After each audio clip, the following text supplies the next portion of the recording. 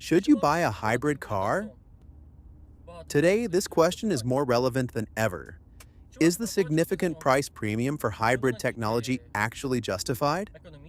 Is the car truly as economical and reliable as the advertisements promise? What are its real advantages, and more importantly, what are the drawbacks? To dive into this complex topic, let's get into the details with a real-world example. One of the most popular family crossovers, the 2020 Toyota Highlander. We will conduct a head-to-head comparison of two versions. The hybrid model, with a power unit based on a 2.5-liter engine, and the classic gasoline model with the proven 3.5-liter engine. Why Toyota specifically? It's simple. This company is the undisputed leader in the global hybrid market. They sell more of these cars than anyone else, and importantly, they are pioneers in this field, with experience producing hybrids since the early 1990s. So when it comes to reliability and technology, Toyota is the best case study for our analysis. To ensure my conclusions aren't just subjective opinions but are based on real data, I conducted thorough testing of both vehicles. For several months, I used both the hybrid and gasoline versions in the city and on the highway. Our test included several key stages: fuel consumption measurement, where we recorded the figures on the highway at various speed modes, 80, 120, and 160 kilometers per hour. And of course, the most interesting part, we carefully analyzed the consumption in urban conditions. We also performed a performance analysis, comparing how quickly both cars accelerate to understand if there are any compromises in power. So let's get into the numbers and find out just how much more economical the hybrid Highlander is compared to its gasoline sibling.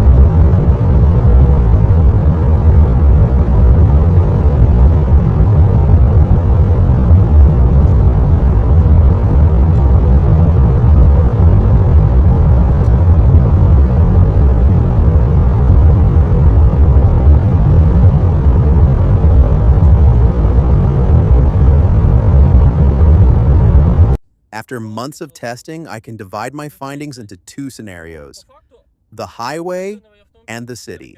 Scenario number one, highway driving. This is where I encountered the first surprise. On the highway, the difference in fuel consumption between the hybrid and the gasoline version was minimal. It's so insignificant that it's practically within the margin of error. It's safe to say that for long-distance trips, the hybrid won't give you a significant financial advantage. Scenario number two, the urban cycle. This is where things get interesting, as the city is where hybrid technology is supposed to reveal its potential. And here, everything depends on your driving style and traffic density. If you drive in relatively free-flowing city traffic, spending no more than 20–30% of your time in jams, the 3.5-liter gasoline engine consumes about 25 to 30% more fuel than the hybrid. That's already noticeable, but if your daily route is one long traffic jam, where you spend more time standing still than moving, this is where the hybrid becomes the absolute champion. The difference in fuel consumption can exceed 50%. In these conditions, the hybrid power unit is at its most effective.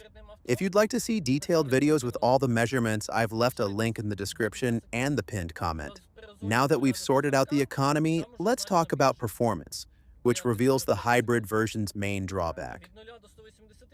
I would say that the 2.5-liter hybrid is significantly inferior to its 3.5-liter gasoline counterpart. In a 0 to 100 km/h sprint, the hybrid is already slightly behind. But the real gap appears above 100 km/h. The higher the speed, the harder it is for the hybrid to accelerate. For example, when accelerating to 140 km/h, the difference is already 4.5 seconds, and to 180 km/h, it's over 10 seconds. On the highway, that's a colossal difference.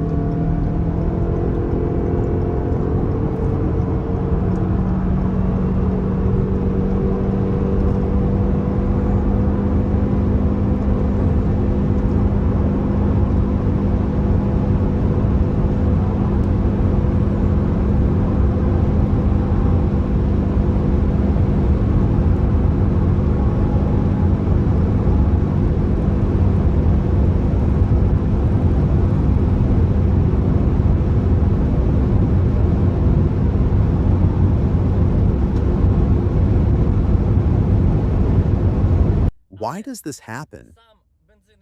Let's look at the specs. The 3.5-liter gasoline engine produces 295 horsepower.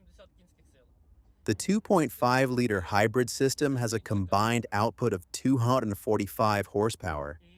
But the devil is in the details. In the hybrid, the gasoline engine itself is a naturally aspirated unit that produces only 180 horsepower. The rest of the power comes from electric motors, which are fed by a very small battery with a capacity of only 2 to 3 kilowatts. To understand just how small this is, let's use an analogy. The large Tesla Model X has a 100 kilowatt battery, which provides a real-world range of 300 to 400 kilometers. The Highlander's battery has enough charge to drive on pure electricity for a mile at most. It's designed to assist in traffic jams and at low speeds, but on the highway, its energy is depleted almost instantly. Let's imagine a real-world scenario. You're driving on a two-lane road behind a truck. You pull out to overtake, you press the pedal to the floor, and almost nothing happens. The battery gives its burst of energy, and then you're left with a 180 horsepower engine that struggles to accelerate such a large vehicle. The gasoline version, with its nearly 300 horsepower, handles the situation with much more confidence. Now for the most important part, the money. The premium for a new hybrid Highlander is between $5,000 and $7,000. On the used market, the difference is smaller but still significant, around $3,000 to $5,000. Let's do the math based on my personal use case. The initial data: an annual mileage of 20,000 kilometers, a driving split of 10,000 kilometers in the city and 10,000 on the highway, and a hypothetical hybrid premium of $5,000. Step 1. Calculating annual savings in the city. For 10,000 kilometers in the city, the savings are about 30%. With an average consumption of 10 liters per 100 kilometers, that's 3 liters saved every 100 kilometers.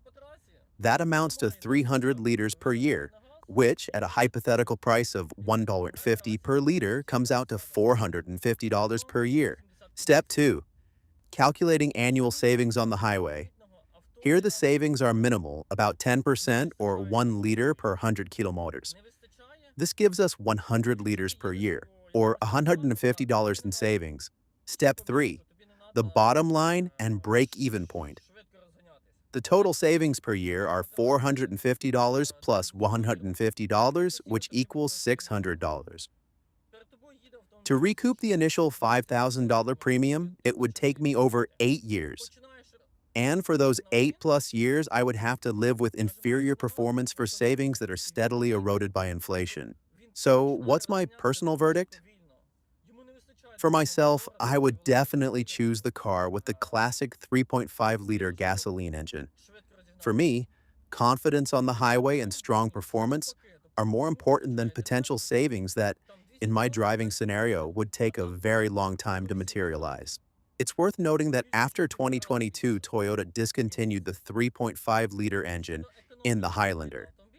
It was replaced by a new 2.4-liter turbo engine with 270 horsepower.